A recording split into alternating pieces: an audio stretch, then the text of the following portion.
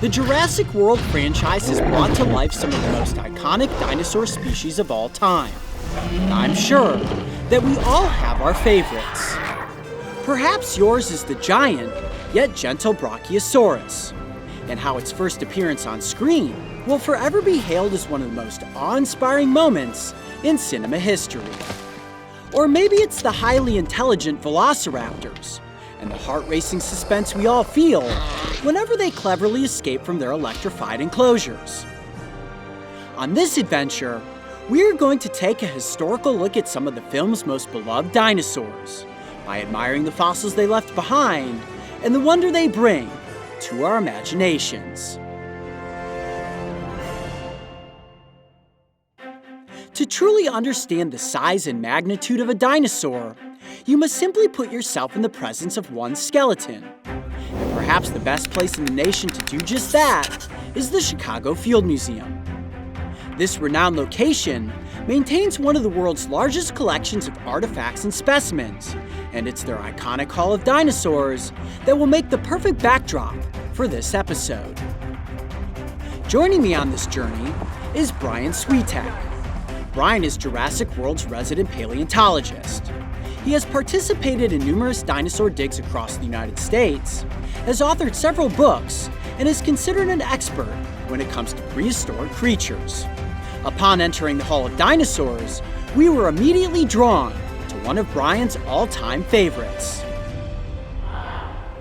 Cool. Beautiful, isn't it? Stegosaurus, one of the true icons from the Jurassic period, and of course a dinosaur that we recognize from the film franchise. Now, even as a plant eater, this is a pretty dominant creature to have walked our planet, and it's got some pretty cool features. The plates and the spikes, what are those plates for? Well, there's a lot of different ideas. So when it was first found, it's thought those plates laid flat over its back. That's why Stegosaurus means roofed lizard. Later, they found better specimens. Those plates are sticking straight up, so they rearranged those plates. But that only really deepened the mystery about what this animal was doing. So at first, it seemed that it was for thermoregulation, that Stegosaurus could turn its body towards the sun, heat up in the morning. If it got too hot, turn away from the sun, dump all that heat. Turns out that's probably not the case. It seems more for display. So this is for looking big, intimidating, maybe showing off to potential mates, trying to scare away rivals. So the mystery remains. Like, we know that they were for something, but the question is what? Now, during the Jurassic period, this dinosaur had potential predators like the Allosaurus, and if you were to defend yourself against an Allosaurus, obviously that tail would be the weapon of choice, right? Oh yeah, that's a pretty good way to do it. So you got those 4 spikes that are covered with keratin in life. So it's the same stuff that covers your fingernails, or your fingernails are made of. So they would have been even more imposing while this animal was alive. And it could swing that tail, swing those spikes at about 40 meters per second. So that's enough to pierce through bone. Wow. And we actually have an Allosaurus bone with a hole in it, just the right size for a Stegosaurus tail spike. So we think that this particular carnivore was trying to sneak up and then got the business end of Stegosaurus, walked away limping, and learned its lesson. Wow, crazy. Okay, now when I think of Stegosaurus' tail, it certainly reminds me of that scene in Jurassic Park, The Lost World, when Sarah Harding has to dive into that log and whoosh, the spikes come down on top. Certainly one of my favorite scenes, but what is your favorite scene that Stegosaurus appears in? I think mine has to be just a couple moments before when she finds that baby, because as formidable as this animal is, it still had to hatch out of an egg, it still had to grow up, and when they were little, they were cute. They had big eyes, they had that puppy dog face. A baby Stegosaurus would have been absolutely adorable, and I think the movie got that just right. Okay, well let's move on from the Jurassic period and head toward the Cretaceous and see some other of those pretty cool dinosaurs. Absolutely, let's do it. Over the course of millions of years, as the Jurassic transitioned into the Cretaceous period, evolution gave rise to some of the most dominant dinosaurs to have ever roamed our planet. And one of them certainly needs no new introduction. Wow. Triceratops. Certainly one of my favorites, and without question, one of the most recognizable dinosaurs throughout history, and of course the Jurassic franchise. I mean, what would Jurassic be without at least the sick Triceratops? Right? I mean, Triceratops has pretty much been in every single movie in some way, shape, or form. And when we look at this dinosaur, as we know, it's an herbivore, but it's such a dominant figure in all of dinosaur history. And as people look at it, you think, well, obviously the horns and the frill. Let's talk about those features. Now, when I look at the horns, obviously that's used in battle or to defend itself against predators, but the frill is the one that I think probably has the most question. Absolutely, and there's been a lot of ideas about what that frill is for, and it seems to be related to combat, which you just brought up. So these dinosaurs, rather than fighting other species of dinosaurs, they're most often fighting each other. Well, when we walked up to the skeleton, we looked at it and said, wow, like such an iconic dinosaur throughout the entire film franchise. And certainly for me, the first moment when Grant and Sattler, Tim and Lex, Dr. Malcolm, they all walk up and see the sick Triceratops, and Grant lays down on top of it. I just absolutely love that moment. It was the first moment where human contacted dinosaur. I think it's a moment none of us will ever forget. How about you? What's your favorite Triceratops moment? Well, I'm gonna go with the gross one. So you know, Triceratops isn't actually in the scene, but the pile of dino droppings, because that makes it a real animal. Like dinosaurs pooped just like any other animal does. And right. You know, they were looking for what it ate to see why it was sick, and just, it was that biological twist to it that turned it more into a real animal and not just like a prehistoric monster. So Brian, everyone loves dinosaur battles, and when we were talking Stegosaurus versus Allosaurus in the Jurassic period, certainly the battle everyone wants to see in the Cretaceous with Triceratops versus Tyrannosaurus Rex. But how often would these two titans have actually clashed? It did happen, but probably not in the way that you might think. So it's probably not adult T-Rex versus adult Triceratops very often. Okay. That would have been incredibly dangerous for an adult Tyrannosaur to go after an adult Triceratops. It's like a lone wolf going after an adult bison, or a lone lion going after an elephant. If that carnivore gets hurt and they can't hunt anymore, that's it for them. So T-Rex is probably much like a modern carnivore in that sneaky.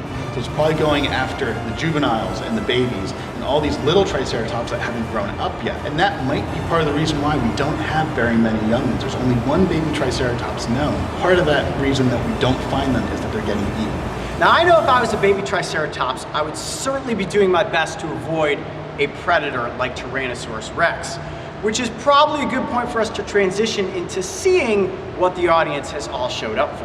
Are you ready? I am so ready. Here we go. This was the moment we had both been waiting for. The chance to see the world's biggest, best preserved, and most complete T-Rex skeleton before its new exhibit officially opened to the public, the one, the only, Sue. There it is. The most complete, the largest Tyrannosaurus Rex skeleton ever unearthed. How about that? I say in the flesh, only not. Yes, just with the bones. Well, here's what I think we should do, Brian. Let's start at the tail and move our way towards the skull. In total, Sue measures 40 feet in length and stands 13 feet tall at the hips. To walk alongside this skeleton is absolutely breathtaking, and it really brings into perspective just how big a predator like Tyrannosaurus Rex truly was. Wow. Look at the size of this tail. It is absolutely massive, so big it barely fits in the room. Right, so Sue's about 40 feet long, about half of that length is tail. It's like it's a giant seesaw just with teeth at one end. Okay, so basically for balance. That's right, counterbalancing all that neat stuff on the other end of the animal. Okay, so tail, exciting, works for balance, but then we get into the feet. Guys, look at these feet. Absolutely massive. Can you imagine getting stomped on by a T-Rex? I'd rather not, really. Was T-Rex really capable of moving 32 miles an hour? Not quite, I'd say 12 to 25. 12 but to when 25. you consider how fast humans can run, that's still far more than needed to outpace us. Okay, now certainly the feet of Tyrannosaurus Rex played such a crucial role throughout all the Jurassic films. Just being able to add suspense, like in Jurassic Park when the T-Rex walks into the scene and that foot squishes down into the mud. Of course, in the Lost World, when that one guy gets stomped on and gets stuck in the foot, that was pretty crazy. And then of course in Fallen Kingdom, I love that moment with Carnotaurus when it pinned it down and inflicted that death Right, wound. exactly, and aside from walking, that's what these feet are good for. Think about birds today, how they use their feet, they do very much the same thing. You pin down with that foot, and then you put the jaws to work. Right. Sue is around 90% complete, containing 224 of the 321 known bones in a T-Rex skeleton, including the furcula, or wishbone, and the gastralia, which is a set of rib-like bones that are believed to have helped Sue breathe. Let's see what it's like to look down the snout of Tyrannosaurus Rex. So scary. And look at that skull. Well, look really dead on it, because T-Rex, one of the neat things about this skull, binocular vision. This was a dinosaur who could look directly at you, not from the side, but stare straight down. Right. Now, what about the theory of visual acuity being based on movement? So that was based upon frogs. Like if you sneak up on a frog, as I'm sure you're familiar with, Sure. they don't see you because they can't see behind them. Right. So because they use frog DNA in the films, that got transposed over to T-Rex. So if you were back in the Cretaceous period, 68 million years ago, just walking through the woods, having a nice time, they would see you. So- And if you went stock still, they'd still see you and smell you as well. Okay, so that sense of smell, that moment, I love that moment. So much suspense in Jurassic Park when the T-Rex comes and just Dr. Grant's hat blows right off off. of his head. So the T-Rex really would have been able to smell you in that moment. Oh, absolutely. That was T-Rex deciding not to have a snack. Ah, I see. Well, I guess it worked out pretty well for the film. But when you look at Sue, look at the structure of this skull. It's massive, and you can see how a human could easily fit right into the mouth of this dinosaur.